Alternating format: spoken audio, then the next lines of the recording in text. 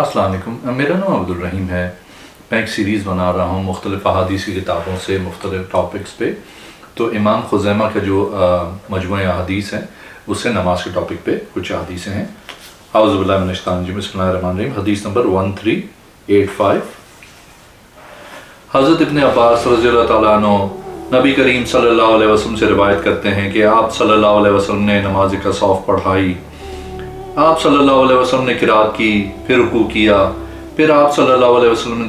تلاوت کی، پھر رکوع کیا، پھر آپ صلی اللہ علیہ وسلم نے قرات کی، پھر رکوع کیا، پھر قرآن پڑھا، پھر رکوع کیا، پھر آپ صلی اللہ علیہ وسلم نے سجدے کیے، دوسری رکعت میں بھی اسی طرح ادا کی۔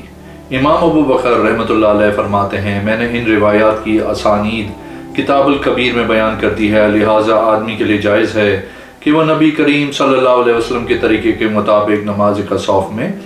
جتنے چاہے رکوع پسند کرے اور چاہے ادا کر لے۔ اگر وہ ہر رکعت میں 2 رکوع کرنا پسند کرے تو 2 رکوع کر لے، اگر چاہے تو ہر رکعت میں 3 رکوع کرے، اگر پسند ہو تو ہر رکعت میں 4 رکوع کرے، کیونکہ یہ تمام روایات نبی کریم صلی اللہ علیہ وسلم سے صحیح ثابت ہیں، اور یہ روایات اس بات کی دلیل ہیں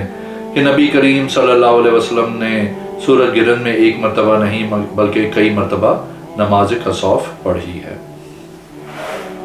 ایک اور حدیث ہے، حدیث نمبر 1386۔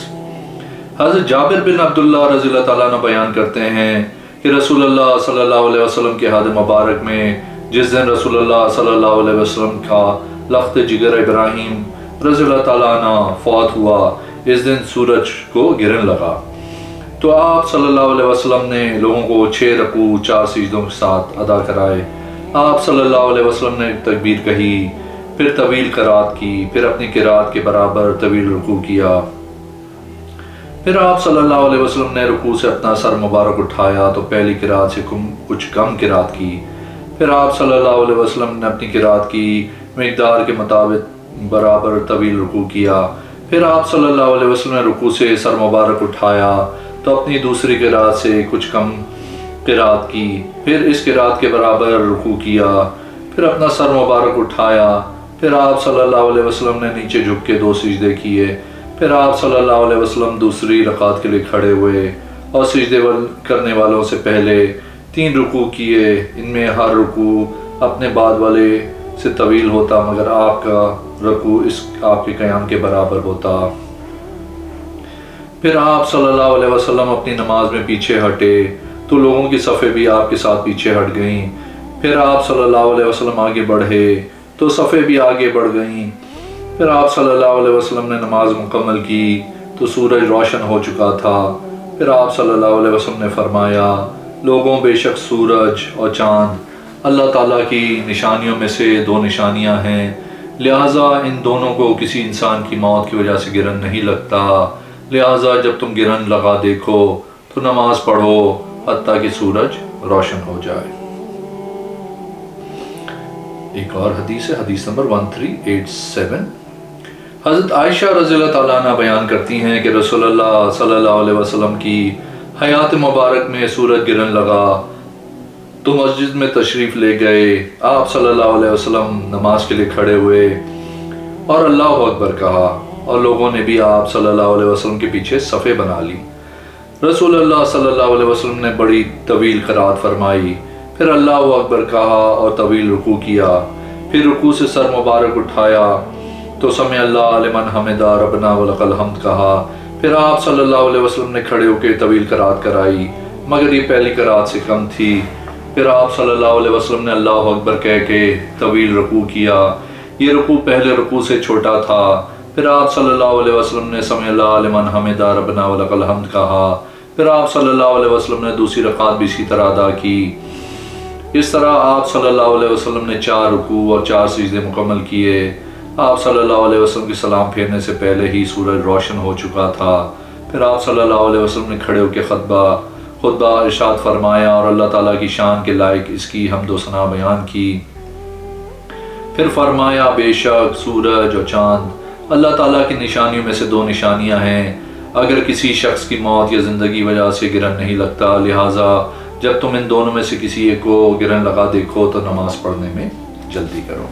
ایک اور حدیث ہے، حدیث نمبر 1389۔ حضرت عبداللہ بن عمر رضی اللہ تعالیٰ عنہ بیان کرتے ہیں کہ رسول اللہ صلی اللہ علیہ وسلم کے عہد مبارک میں ایک دن سورج گرنے لگا تو رسول اللہ صلی اللہ علیہ وسلم نماز پڑھنے کے لیے کھڑے ہوئے۔ آپ صلی اللہ علیہ وسلم نے اتنا طویل قیام کیا کہ گویا آپ رکوع نہیں کرنا چاہتے تھے۔ پھر آپ صلی اللہ علیہ وسلم نے رکوع کیا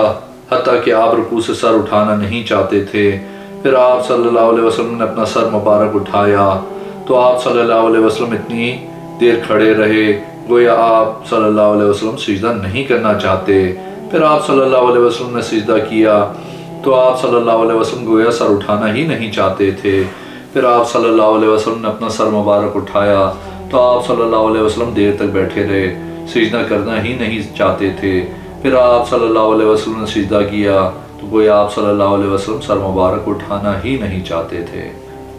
ایک اور حدیث ہے 1390، حضرت عائشہ رضی اللہ تعالیٰ عنہ سے نبی کریم صلی اللہ علیہ وسلم کی نماز کسوف کے بارے میں طویل حدیث مروی ہے، اور حدیث میں ہے پھر آپ صلی اللہ علیہ وسلم نے سجدہ کیا تو بڑا طویل سجدہ کیا۔ پھر آپ صلی اللہ علیہ وسلم نے اپنا سر مبارک اٹھایا، پھر دوسرا سجدہ کیا جو پہلے سجدے سے مختصر تھا۔ ایک اور حدیث 1391، امام صاحب حضرت سعید بن عبد الرحمن کی سند کے ساتھ حضرت عائشہ رضی اللہ تعالیٰ عنہ کی روایت بیان کرتے ہیں جو پچھلی روایت کے ہم معنی ہے۔ ایک اور حدیث ہے حدیث نمبر 1392، حضرت عبداللہ بن عمر رضی اللہ تعالیٰ عنہ بیان کرتے ہیں کہ رسول اللہ صلی اللہ علیہ وسلم کے عہد مبارک میں ایک روز سورج گرنے لگا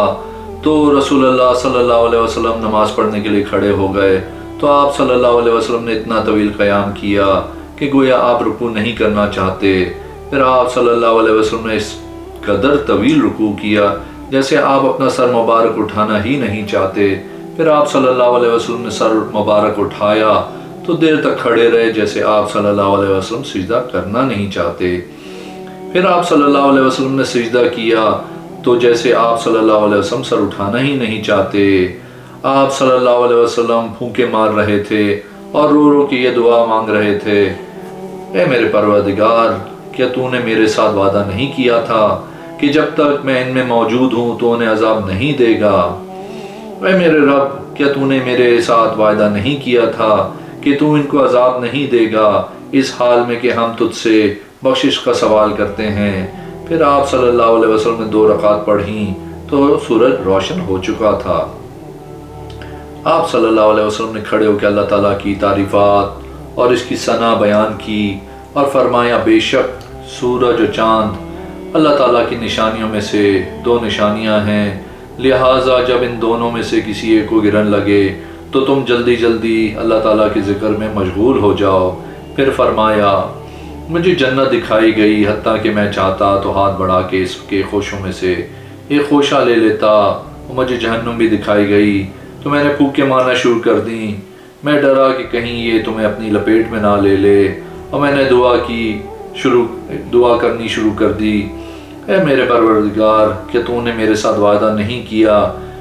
کہ تو ان کو اس وقت عذاب نہیں دے گا جب تک میں ان میں موجود ہوں؟ اے میرے رب، کیا تو نے میرے ساتھ یہ وعدہ نہیں کیا کہ ان کو اس حال میں عذاب نہیں دے گا جبکہ وہ اپنے گناہوں کی معافی مانگتے ہوں گے؟ آپ صلی اللہ علیہ وسلم نے فرمایا، میں نے جہنم میں بلی والی سیاہ فام لمبی ہمیری عورت کو دیکھا جس نے بلی کو باندھا رکھا، نہ خود اسے کھلایا پلایا نہ اسے آزاد کیا کہ وہ زمین کیڑے مکوڑے کھاتی رہے، لہٰذا وہ بھوکی پیاسی مر گئی۔ تو میں نے اس عورت کو دیکھا کہ جب بھی وہ پیچھے ہٹتی بلی اس کا گوشت نوچتی، جب تک آگے آتی تو بھی بلی اپنے دانتوں سے اس کا گوشت نوچتی۔ اور میں نے بنی وعدہ قبیلے کے ایک فرد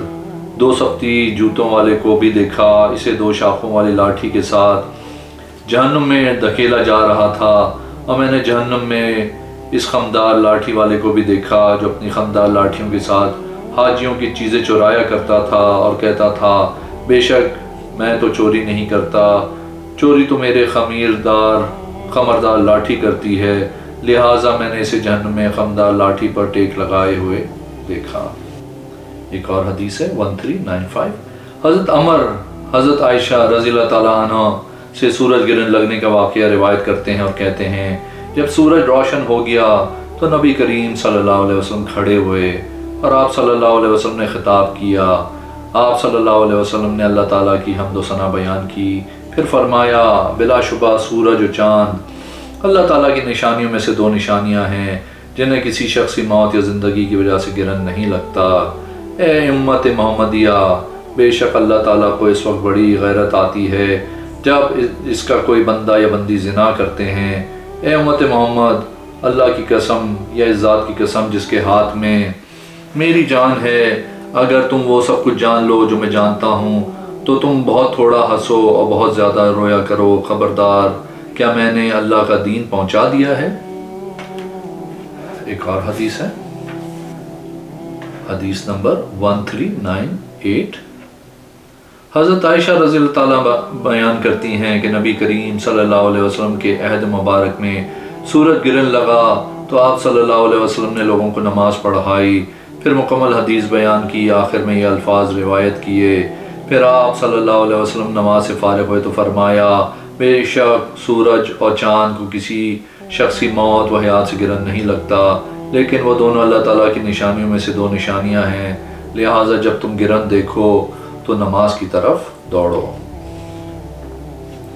ایک اور حدیث ہے، حدیث نمبر 1399۔ حضرت آسمہ بنت ابی بکر